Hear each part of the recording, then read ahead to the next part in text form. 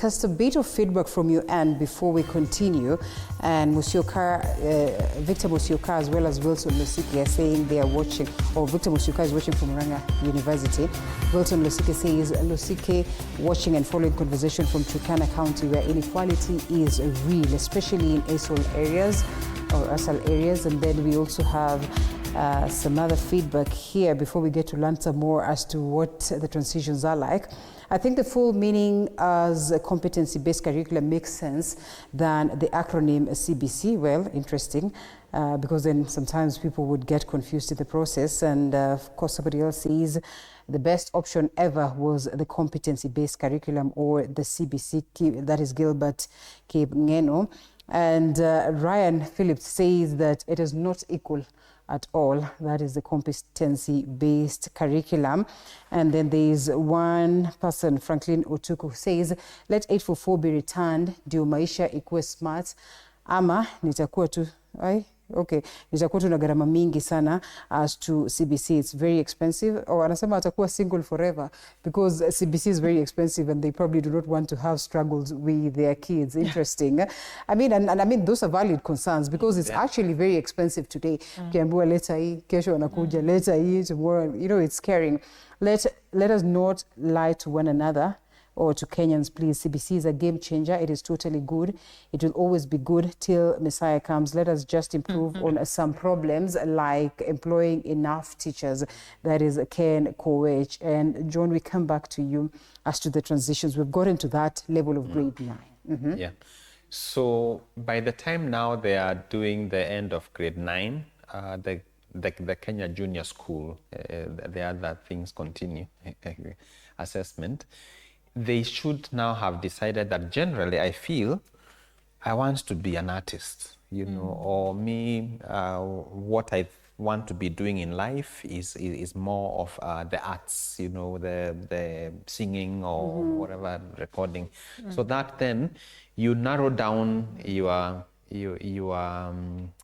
subjects to now concentrate on a cluster. Right.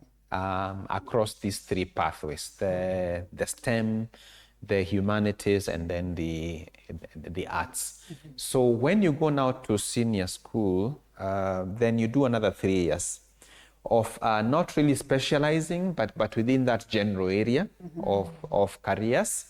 And then we will have the first, which will, I think, remain a high-stake examination at the end of grade 12, the KCSE. Right. Will now, it has a different name, but it's essentially the same now, university entry examination. So that transition now to university will look similar to how it looks, only that then that time we won't all be, you know, like the clustering now will be based on very different things.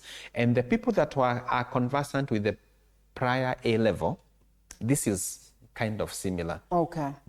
Because in the previous A-level, you would be doing, you know, 3 subjects, either, you know, that are related into the kind of career you are going. Only that here the subjects range is a little wider. Okay. It's not just 3 subjects. It's a little wider. So it's important that parents understand these transitions, but also the teachers. I think the grade 9 to 10 now transition that we are expecting at the end of this year is going to be a challenge. All right. Because we still have not received lists of schools, you know, and their categorization. I hear a selection of schools is now going to happen soon. But now the way the career guidance, you know, has happened, you know, has not been very clear. The preparation of those schools, if it is going to be an arts, you know, school, many schools will have 2 to 3 of the pathways. So we won't just have one school that is only doing one pathway.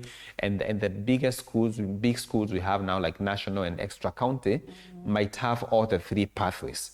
So because we have not addressed the issue of quality is not equal. When you look at a national school and the sub-county school, and they are both government schools, they are not offering. Your worlds apart, yeah. So the STEM I'll go to do in a sub-county school and the STEM I'll go to do in the big school are not out the same. So how is placement going to happen? Because it's not just one variable of I'm in STEM, but I'm also in STEM and I want a better school that has better facilities and better teachers.